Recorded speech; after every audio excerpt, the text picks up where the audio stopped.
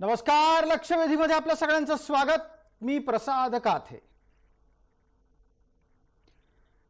तैवानच्या निमित्तानं चीन आणि अमेरिका आमने सामने आहेत. अमेरिकेनं आपल्या काँग्रेसच्या अध्यक्षा पेलोसी यांना तैवानमध्ये धाडलं आणि तैवानच्या लोकशाही प्रस्थापित करण्याच्या मागणीला कृतीशील समर्थन दिलं. अमेरिकेची ही कृती स्वाभाविकरित्या चीनला पटलेली नाही. चीननं आता या त्या निमित्तानं तैवानची खोडी काढण्याची सुरुवात केलेली आहे. लष्करी अभ्यास करण्याच्या निमित्तानं चीनकडून करण्यात आलेली युद्धखोर आगळीक ही अमेरिकेच्या नजरेत आहे आणि याच निमित्तानं तैवानवर आपला अधिक बळकट असा ताबा कायम राहावा याचा प्रयत्न चीन निश्चित करणार आहे. तैवान कायमस्वरूपी चीनचाच आहे आणि चीनच्याच भागात राहिला पाहिजे ही त्याची भूमिका कधीच लपून राहिलेली नाही. चीन साम्राज्यवादी आहे. हाच साम्राज्यवादी चीन लष्कराच्या बळावर, तंत्रज्ञानाच्या बळावर आणि प्रसंगी खोटं बोलून सुद्धा आपला विस्तार जगभरात कसा राहील, आपलीच अर्थव्यवस्था ही जगभरात कशी बळकट राहील आणि आपलाच डंका जगात कसा वाजेल याच्यासाठी प्रयत्नशील असतो. चीनचा हा मानसिक बदल गेल्या जवळपास 60 वर्षातला आहे आणि हा आता अमेरिकेच्यासाठी डोकेदुखी ठरलाय. पण या वेळेला चीनला नमवण्याच्यासाठी तैवानच्या खांद्यावर अमेरिकेनं बंदूक ठेवली आहे का? तैवानला पुढे करून चीनची अर्थप्रगती रोखण्याच्यासाठी अमेरिका सक्रिय झाली आहे का? आणि या सगळ्या युद्धात तैवानचा विनाकारण बळी जाऊ शकतो का? या आणि अशा विविध प्रश्नांसह आजची लक्षवेधीची चर्चा. तैवानच्या खांद्यावर बंदूक कुणाची?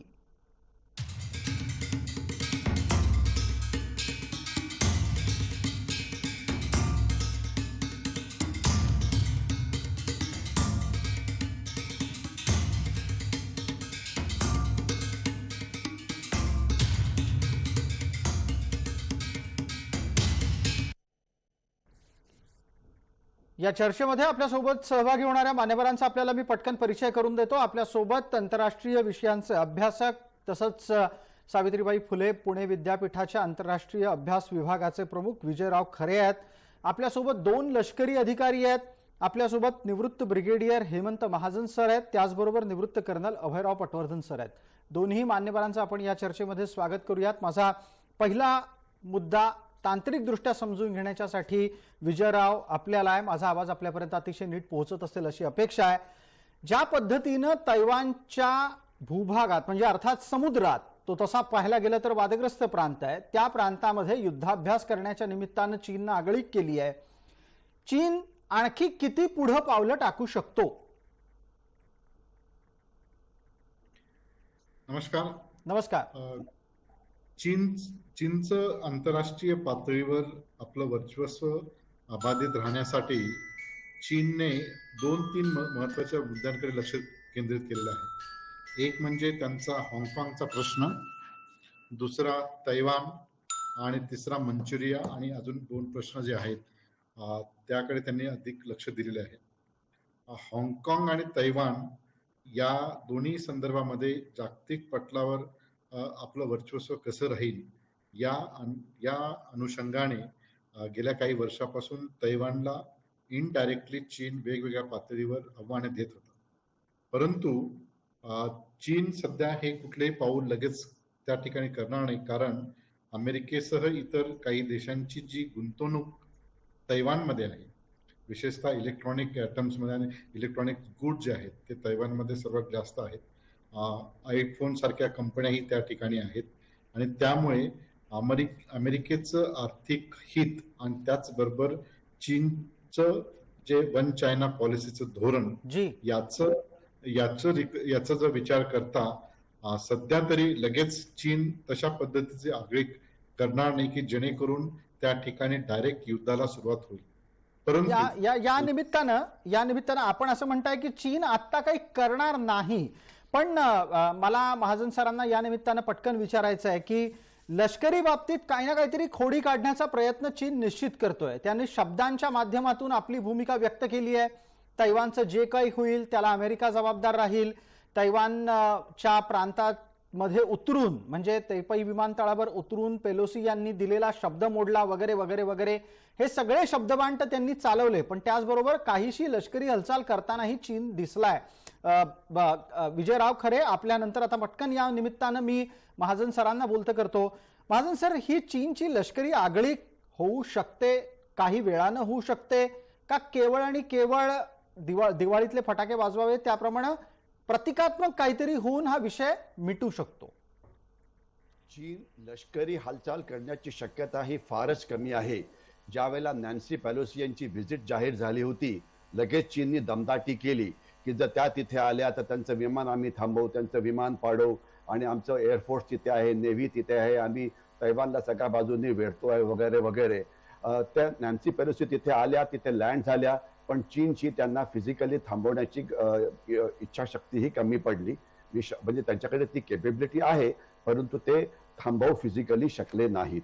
नंतर ज्यावेळेला त्या आत आल्या, 17-18 तास आत होत्या, त्यानंतर पुन्हा चीनने दमदाटी केली. तुम्ही आता आत तर आले आहात, मला इनफॅक्ट एका टीव्ही चॅनल विचारत होतं की त्यांना आता बाहेरच ते जाऊ देणार नाहीत आणि बाहेर गेलं तर त्यांचं विमान हे पाडलं जाईल वगैरे.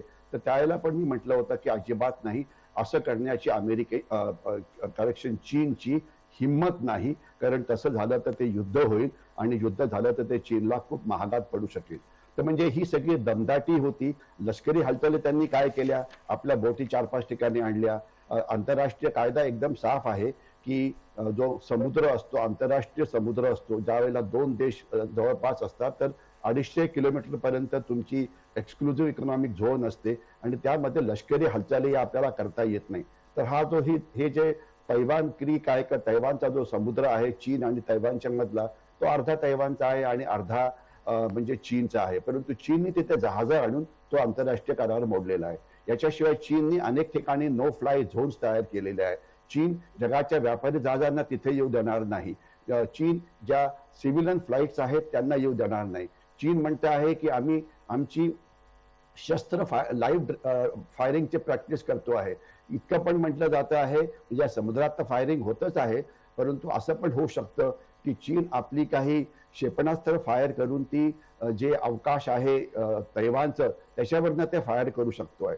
म्हणजे त्यांनी लष्करी दृष्ट्या तयारी खूप करून ठेवलेली आहे आणि दमदाटी तर खूपच चालू आहे. परंतु त्याच्या पुढचं पाऊल म्हणजे लढाई सुरू करायची चीनची हिम्मत होईल का, तर त्याचं माझ्याकडनं थोडक्यात उत्तर आहे नाही, तसं होणार नाही. कारण जर तैवानवरती जर चीनला हल्ला करायचा असेल तर त्यांना फौजी भाषेमध्ये जे म्हणतात अँफिबियस लँडिंग म्हणजे समुद्राच्या बाजूने हल्ला हा करावा लागेल. आणि लष्करी दृष्ट्या जी तैवानची जी वेस्ट कोस्ट आहे ही अँफिबियस लँडिंग करता चांगली नाही आणि तैवानने तिथे आपले डिफेन्सेस हे अतिशय मजबूत करून ठेवलेले आहे. तैवानची जे लष्कर आहे खूप चांगलं आहे. त्यांनी आपले बंकर्स किनारपट्टीवरती वगैरे बनवून ठेवले आहे. म्हणजे जर पारंपरिक लढाई झाली तर त्याकरता तैवाननी लढाई करता तयारी केलेली आहे आणि त्यांना अमेरिकेकडून मदत वगैरे मिळू शकते. नेमकं काय मिळेल हे आपल्याला येणाऱ्या काळामध्ये दिसेल. परंतु जर चीनने तैवानमध्ये येण्याचा प्रयत्न केला तर जसं रशियाची अवस्था युक्रेनमध्ये झाली तशी अवस्था ही चीनची होऊ शकते. तर म्हणून यावेळेला तैवानवरती लष्करी ताकद वापरली जाईल का? अनेक विश्लेषकांचं म्हणणं आहे की आता CCP म्हणजे चायनीज कम्युनिस्ट पार्टी यांची मीटिंग पुढच्या 2-3 महिन्यामध्ये आहे आणि त्यामध्ये शी जिनपिंग स्वतःला सर्व करणार आहे आणि आयुष्यभर ते चीनचे नेते राहतील. अशा वेळेला जर कुठला मिलिटरी डिफीट झाला तर तो त्यांना परवडणारा नाहीये. त्यामध्ये त्यांचं जे पॉलिटिकल करिअर आहे ते कायमचं संपेल. आणि दुसरं, मी याच्या आधी पण गलवानच्या वेळेला म्हटलं होतं की चीनकडे शस्त्र आहे, चीनकडे तंत्रज्ञान आहे, परंतु जे चीनकडे नाही आणि जे भारताकडे आहे ते म्हणजे लढण्याची इच्छाशक्ती. आज चीनचे सैनिक हे लढायला तयार नाहीत. ते फार अर्बन आहेत, त्यांना सॉफ्ट लाईफ पाहिजे. तर त्याच्यामुळे जी अवस्था रशियाची होते आहे युक्रेनमध्ये की त्यांचे सैनिक लढत नाहीये, केवळ तोफांचा वापर करून आणि याचा वापर करून लढाया बाकीच्या होत आहेत, परंतु जी सैनिकांची लढाई असते जमिनीवरती ती होत नाही आणि तेच चीनच्या बाबतीत होणार आहे. तर त्याच्यामुळे तंत्रज्ञान असलं, लष्करी शस्त्र जरी असली तरी चीनने लढाई करण्याची शक्यता यावेळेला फारच कमी आहे. कारण त्यांना मदतीला आहेच कोण? रशियाला मदत करायला चीन होतं, पण चीनला मदत करायला रशिया करू शकतं का, ते स्वतःच अडकलेले आहे. आणि ही एक अशी वेळ आहे की ज्या वेळेला रशिया अडकलेला आहे लढाईमध्ये युक्रेनमध्ये.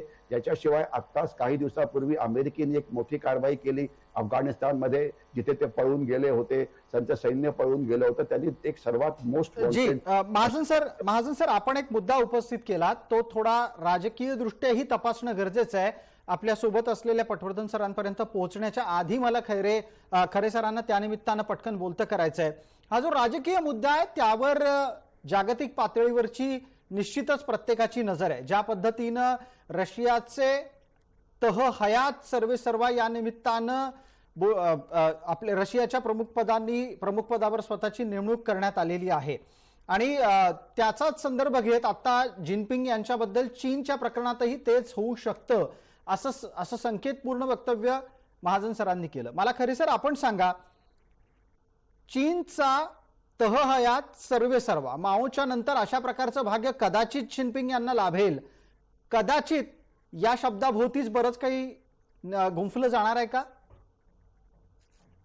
खरं म्हणजे आंतरराष्ट्रीय पातळीवरचं जे राजकीय नेतृत्व आहे गेल्या 10 ते 20 वर्षामध्ये लॅक ऑफ लिडरशिप क्रायसिस जे दिसतात आपल्याला, विशेषतः 80च्या पूर्वी शीतलतेच्या कालखंडामध्ये युनायटेड नेशनद्वारे संघर्ष निवारण आणि व्यवस्थापनाचं कार्य मोठ्या पद्धतीने होत होतं.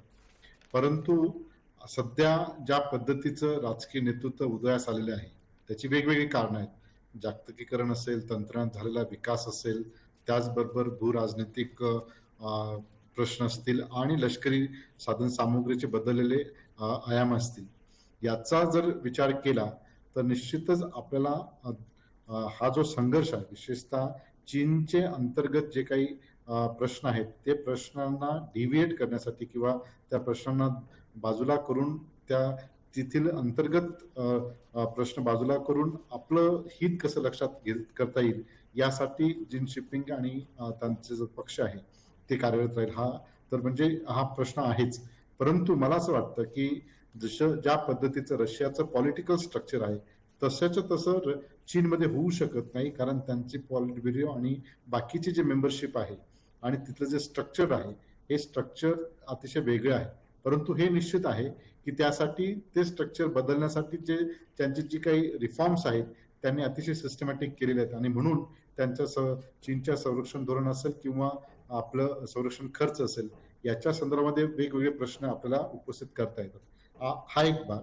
आणि दुसरा जो आहे म्हणजे आज आपल्याला तैवान आहे, उद्या कदाचित भारताला जर पुन्हा हे करायचं असेल तर तिबेट, त्याचबरोबर तिकडे मंचुरिया आणि इतर जे प्रांत आहेत त्या ही जी 5 ज्याला म्हणतो ना महत्वाची जी विषय आहेत तिथे जर तुम्हाला चीनला कंट्रोल करायचं असेल तर या 5 मुद्द्यांवर आपण जर फोकस केलं तर चीनचे खऱ्या अर्थाने त्यांचं जे ध्येय धोरण आहे ते आपल्याला पाहाव्यास मिळतील.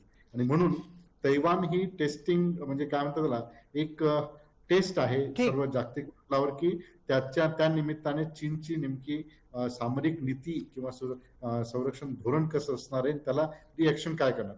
आता आज जरी चीन तैवानवर आक्रमण करणार नसेल तरी कदाचित कालांतराने तो चीन तैवानला अंगीकृत करण्यासाठी मागे पुढे बघणार नाही. आणि म्हणून त्यांचं जे 1 स्टेप अहेड 1 स्टेप बॅक हे जे धोरण आहे या धोरणावर कुठल्याही राजकीय म्हणजे कुठल्याही आंतरराष्ट्रीय पातळीवर कोणीही राजकीय नेता त्यावर विश्वास ठेवत नाही. त्याचं कारण हेच आहे की त्यांची असणारी जे ध्येय धोरण आहेत या ध्येय धोरणाच्या संदर्भामध्ये मोठं एक त्याला म्हणतो आपण एक ठीक आहे नेतृत्वहीन ज्याला म्हणतो असंही त्या ठिकाणी म्हटलं जातं. आणि म्हणून मला असं वाटतं की रशिया आणि चीनचे जे पॉलिटिकल लिडरशिप आहे याचा आपल्याला कम्पॅरिटिव्ह करता कामा नये. रशियाची स्थिती अतिशय वेगळी होती, विशेषतः एलित्सिन नंतर ज्या पद्धतीने पुतीन यांनी रशियाचं साम्राज्य प्रस्थापित केलं तसं चीनचं दिसत नाहीये. चीनने जो प्रोग्रेस केलेला आहे तो प्रोग्रेस हा पॉलिटिकल स्टॅबिलिटीच्या सोबतच जे टेक्नॉलॉजी ट्रान्सफर जे आहे किंवा टेक्नॉलॉजी कॉपी करून ज्या पद्धतीने त्यांचा विकास केलेला आहे त्याचा एक आपल्याला फरक दिसेल. आणि म्हणून मला असं वाटतं की तसं म्हटलं हे उचित ठरणार नाही. ठीक आहे. पटकन कर्नल अभय पटवर्धन आपल्या सोबत आहेत. पटवर्धन सरांना त्यानिमित्तानं पुढचा प्रश्न असा विचारतो की ज्या पद्धतीनं रशिया युक्रेनचं युद्ध सुरू झालं आणि सुरुवातीच्याच टप्प्यात जेव्हा तुम्ही महाजन सर आपण चर्चेला बसायचो त्यावेळेला आपण याचा संकेत देत होतात, सातत्यानं हे निर्देशित करत होतात की हे युद्ध चालूच राहू शकतं, हे आटोपता येईल असं दिसत नाही. चीन आणि तैवान यांच्या बाबतीतही तसंच आहे का? चीन आत्ताच्या घडीला कोणत्याही प्रकारची लष्करी आघाडी करण्याची शक्यता नाही असं जसं महाजन सर म्हणाले. मग जे काही आता पेलोसी यांच्या आगमनाच्या निमित्तानं चीननं केलेलं वक्तव्य आहे ते चहाच्या पेल्यातलं वादळ आहे का? असं अजिबात म्हणता येणार नाही सर. दोन गोष्टी आपण लक्षात ठेवल्या पाहिजे की चीन सध्या रशियाच्या पावलावर पाऊल टाकतोय. आजच्या दिवसाला जगामध्ये दोन तटं पडलेली आहेत परत जशी 1945च्या नंतर पडली होती. एकाधिकारशाहीवाले कम्युनिस्ट देश आणि लोकशाहीवर विश्वास ठेवणारे पाश्चात्य देश.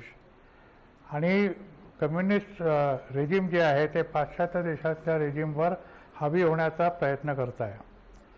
रशियाने युक्रेनमध्ये स्वतःला जे पाहिजे ते करून घेण्याच्या मागे त्यांच्यावर आक्रमण केलं आणि ते त्यांना पाहिजे होतं की त्यांची जी गॅस पाईपलाईन आहे जी युरोपला जाते त्याच्या सुरक्षेकरता युक्रेनचा सदर्न पोर्शन जो आहे तो त्यांना पाहिजे होता. चीनचंही तसंच आहे. 1948पर्यंत चीन आणि तैवान हे एकत्र होते. त्याच्यानंतर 1948च्या नंतर जेव्हा चांगकाई शेकचं गव्हर्नमेंट तैवानला गेलं त्यावेळेला तिथे गव्हर्नमेंट एक्झाईल बनलं आणि त्याच्यानंतर तैवानला महत्त्व प्राप्त झालं.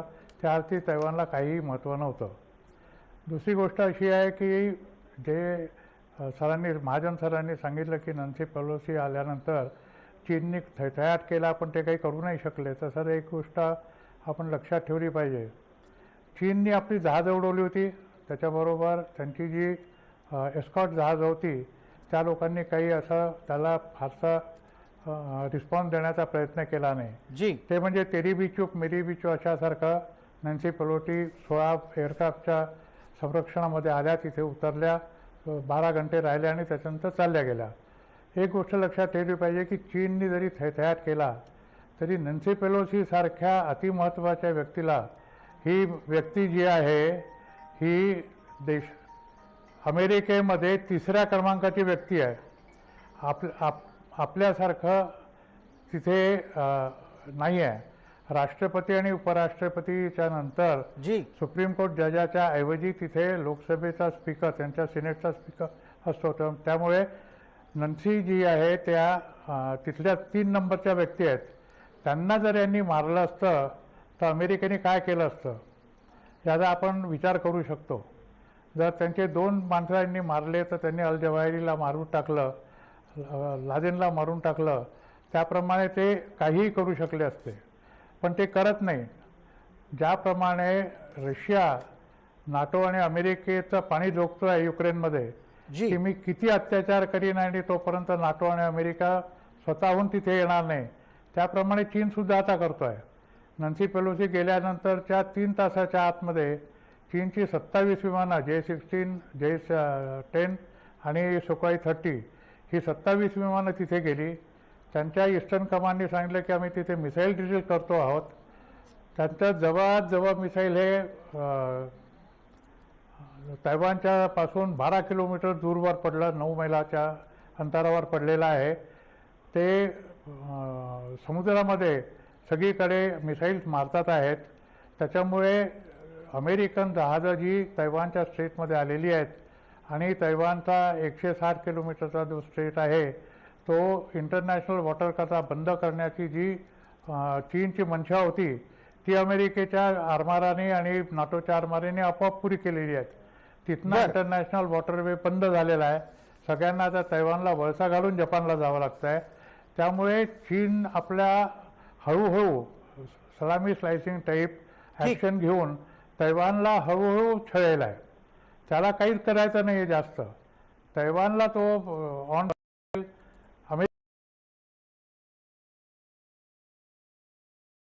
हे लोक आपल्या घरापासून 12 दूरवर बसलेले आहेत.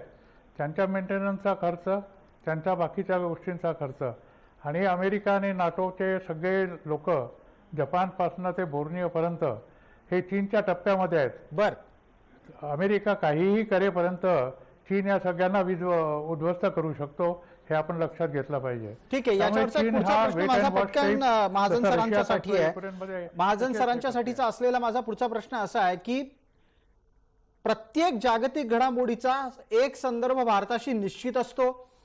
आता आपला तसा शत्रुराष्ट्र म्हणून परिचित असलेला आणि खोड्या काढणारा म्हणून चीन आपल्याला माहिती आहे. आता चीन जे तैवान बरोबर करतोय, चीन जे अमेरिकेबरोबर करतोय, या सगळ्याकडे भारत मूकदर्शक म्हणून बघत राहणार आहे का भारत या योग्य वेळी योग्य भूमिका घेणार आहे? भारताची भूमिका काय असेल तैवानच्या संबंधामध्ये हा आपण प्रश्न विचारलाय, त्याचं उत्तर मी देतो. फक्त त्याच्या आधी मी आपल्याला एक सांगू इच्छितो की एखादा आपला गैरसमज झाला असेल की म्हटलं की चीन काहीच करणार नाही, तसं नाही. माझ्या म्हणण्याचा अर्थ होता की चीनचे फिजिकल वॉर आहे चायनीज एअरफोर्स विरुद्ध अमेरिकन एअरफोर्स किंवा तैवानचं एअरफोर्स चायनीज नेव्ही विरुद्ध तैवान नेव्ही किंवा हे तसं होणार नाही. फिजिकल वॉर जसं आपलं एकातर्फं झालं होतं तसं होणार नाही. परंतु जे हायब्रिड वॉर आहे म्हणजे त्यांच्या सागरी सीमा बंद करणं, त्यांचा व्यापार थांबवणं, त्यांच्या इतर जहाजांना न येऊ देणं, त्यांचं चारी बाजूनी घेरून त्यांचं आर्थिक नुकसान करणं वगैरे वगैरे, परंतु त्याला पण लिमिट आहे. तर तो माझा पहिला मुद्दा की हायब्रिड वॉर जो शब्द मी पुन्हा पुन्हा वापरतो ते होईपर्यंत ते महागात चीनला सुद्धा पडू शकतं. कारण चीनला सर्वात जास्त जे मायक्रोसॉफ्ट जे सेमी कंडक्टर्स असतात ते तैवानमधनंच येतात. मी मला त्याच्यावरती जास्त बोलता नसतं, पण आपला प्रश्न मी पहिले रिप्लाय करतो. भारताचं काय, आज भारताचे तैवानशी फारसे म्हणजे राजनैतिक संबंध नाही. तसं असून सुद्धा आज भारत आणि तैवान मधला व्यापार हा मीडियाच्या रिपोर्ट प्रमाणे जवळजवळ $9 अब्ज आहे, म्हणजे भरपूर आहे. याच्याशिवाय भारताला जी सेमी कंडक्टर्सची जी गरज पडते त्याचा एक मोठा सप्लायर आपल्याकडे तैवान आहे. तैवान एक तंत्रज्ञानाची महाशक्ती आहे आणि तैवाननी फॉरेन डायरेक्ट इन्व्हेस्टमेंट जी आपल्या सेमीकंडक्टर इंडस्ट्रीमध्ये भारतामध्ये केली आहे अंडर मेक इन इंडिया, ती सुद्धा लक्षणीय आहे. तर त्याच्यामुळे तंत्रज्ञानाकरता तैवान आपल्याकरता एक महत्वाचा देश आहे. तंत्रज्ञान अमेरिकेकडे पण आहे, पण त्याला ते किंमत जास्त मागतात. तंत्रज्ञान इस्रायलकडे सुद्धा आहे, पण त्याला ते कमर्शियल रेटने ते आपल्याला देतात. परंतु तैवान आता डिफिकल्ट कंडिशन मध्ये असल्यामुळे कंपॅरेटिव्हली तो आपल्याला कमी किमतीत तंत्रज्ञान देतो, जे आपण घेत राहायला पाहिजे. आपण उगीच वायफाय बडबड करायची गरज नाही की आम्ही असं करू तसं करू वगैरे. आपण आपला व्यापार वाढवावा, आपण आपल्या राष्ट्रीय हिताचं म्हणजे रक्षण करावं. आणि ते म्हणजे तैवानशी असलेले आपले आर्थिक संबंध, सामरिक संबंध, लष्करी संबंध हे वाढवत राहावे. सध्या कोणा जास्त बोलायची काही गरज नाही की आम्ही तैवानला हे करू ते करू, कारण एरवी तरी आपण साऊथ ईस्ट एशियाच्या देशांना मदत करतोय. आपल्याला कल्पना असेल की फिलिपिन्सना आपण ब्राह्मोस मिसाईल दिलेली आहेत. त्याच्याशिवाय व्हिएतनाम जो देश आहे त्यांच्याशी आपले लष्करी संबंध आहेत, सामरिक संबंध आहेत, मिलिटरी कोऑपरेशन आहे, एअरफोर्सचं कोऑपरेशन आहे, नेव्हीचं कोऑपरेशन आहे. तर आपण आपली तयारी करत राहावी, तैवानशी आपला व्यापार अजून जास्त चांगला करावा. हे जे तृतू मयमय आहे त्याच्यामध्ये बोलायचं आपल्याला काही कारण नाही, कारण आपण तंत्रज्ञानाची जी आपल्याला गरज आहे ती पुष्कळ प्रमाणामध्ये तैवान ती मिळवू शकतो. म्हणून आपण व्यापार वाढवावा आणि हे सगळं करावं. लढाई जोपर्यंत प्रत्यक्ष लढाईचा संबंध आहे, मी पुन्हा एकदा म्हणजे at the risk of proving wrong म्हणतो की चीनकडे क्षमता असेल, परंतु ती लढाई करतील ही शक्यता, फिजिकल लढाईचा मी विषय बोलतो आहे, मी हायब्रिड वॉर विषयी बोलत नाहीये. ती करायची शक्यता सध्या फारच कमी आहे, कारण ते झालं तर त्यांना खूपच जास्त नुकसान हे सहन करावं लागू शकतं. जसं रशिया आता युक्रेनच्या दलदली. बिलकुल, आपल्याला एक वेळेची मर्यादा आहे. याची छोटी आठवण करून देतो मी पटकन. शेवटच्या टप्प्यामध्ये आपल्या सोबत असलेल्या कर्नल अभय पटवर्धन आणि त्याचबरोबर विजयराव खरे या दोघांना पटकन बोलतं करतो. दोघांसाठी 30-30 सेकंदाचे आहेत फक्त. पटवर्धन सर, चीनच्या, तैवानच्या, अमेरिकेच्या या सगळ्या वादातून भारतानं स्वतःचे काय फायदे उचलले पाहिजे? जे महाजन सरांनी सांगितले त्यापेक्षा वेगळं आपल्याकडून अपेक्षित करूया. आपल्याला तैवानकडनं फक्त सेमी कंडक्टरची जी पुरवठा होतो त्यापेक्षा जास्त काही होऊ शकत नाही. आणि तैवानकडनं सेमी कंडक्टरचा पुरवठा फक्त भारतालाच होतो असं नाही, तर अमेरिकेपासून, चीनपासून, रशियापासून, युरोपपर्यंत सगळीकडे ते सेमी कंडक्टर पुरवतात. त्यामुळे तिथली इंडस्ट्री बर्बाद जर झाली तर संपूर्ण जगाचं तंत्रज्ञान ठप्प होईल यामध्ये शंका नाही आहे. त्यामुळे चीन हे करणार नाही. आणि बाकी जसं महाजन सरांनी सांगितलं की आपण त्यांच्याशी काहीच करू शकत नाही. त्यांच्याकडे इतकी प्रगत शस्त्रास्त्र आहेत अमेरिकेने दिलेली की त्यांना आपल्या ब्रह्मोस मिसाईलची जरूर नाही आहे. ती फिलिपिन्सला, मलेशियाला वगैरे आहे तेजस विमानांची जरूर, त्यांना नाही आहे. त्यांच्यापाशी फॅन्टम विमानं आहेत, त्यांच्यापाशी ग्रिपनर विमानं आहेत, त्यांच्यापाशी बाकीची विमानं आहेत. त्यामुळे त्यांना शस्त्रास्त्रांची जरूर नाही आहे. आपण त्यांना नेव्हल मदत करू शकत नाही ब्लॉकेड उठवण्याकरता, कारण इतक्या दूर आपली नेव्ही जाऊ शकत नाही. ठीक. आपण त्यांना फिजिकल मदत करू शकत नाही, कारण ती जाऊ शकत नाही. चीननी त्यांच्यावर हल्ला करण्याचा म्हणजे जमिनी लढाई करण्याचा काही प्रश्नच येत नाही. जसा रशियाने जमिनी लढाईण्याकरता युक्रेनला बर्बाद केलेला आहे पूर्ण, ते नॉर्दर्न युक्रेनमध्ये कुठेच जात नाही आहेत, ते फक्त सदर्न युक्रेनमध्ये जातात आहेत. तसंच चीन जो आहे तो टार्गेटेड स्ट्राईक्स करेल जर करायचे असतील तर, ठीक आहे, आणि तायवानला बर्बाद करेल आहे. याच्यावर जे पाहिजे ते तो ठेवेल आणि प्रश्न हा बाकीचं राजकीय दृष्ट्या मला विजयराव खरे आपण उत्तर देण्यासाठी यावं. मुद्दा असा आहे की ज्या वेळेला जिनपिंग आपल्या आपल्या पद्धतीनं तैवानला आडकाठी करायचा प्रयत्न करतील त्याचा त्यांना राजकीय लाभ असा कितीसा मिळेल? आपल्याकडे वेळेची मर्यादा आहे, याची छोटी आठवण देतो फक्त.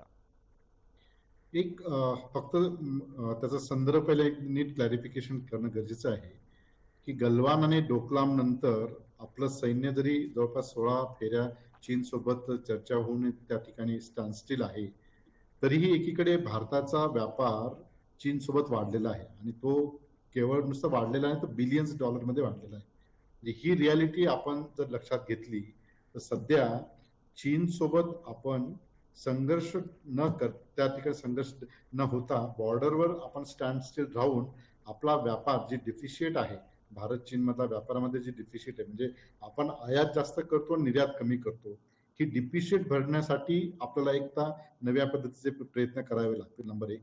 नंबर 2, त्या ठिकाणी मगाशी म्हटल्याप्रमाणे की हे जे इंडिकेशन आहे म्हणजे युक्रेनचा रिझल्ट हा जागतिक पटलावर एक नवे इंडिकेशन आहेत की असे जे ब्लॉक्स आहेत, जे आज तैवान आहेत, उद्या तुम्हाला पाक ऑक्युपाईड काश्मीर असेल, अशा पद्धतीचे वेगवेगळ्या पद्धतीचे जे हे असतील त्या ठिकाणी आपल्या वेगवेगळ्या पद्धतीचे इंटरव्हेन्शन होतील आणि त्यामुळे सुरक्षेच्या संदर्भामध्ये सर्व आयामे बदलणार आहे. आणि म्हणून येणाऱ्या कालखंडामध्ये डायरेक्ट वॉर न होता हायब्रिड पद्धतीने हे वॉर आता आपल्याला दिसतील आणि त्यासाठी त्यानिमित्तानं आपण परत बोलूच. विजयराव, माफ करा, वेळेची मर्यादा असल्यानं आपल्याला थांबवलं. त्याचबरोबर आपण सर्व मान्यवर या चर्चेत सहभागी झालात त्याबद्दलही आपले हार्दिक आभार. लक्षवेधीच्या या चर्चेत तूर्तास इतकंच. सर्व प्रेक्षकांना जय महाराष्ट्र.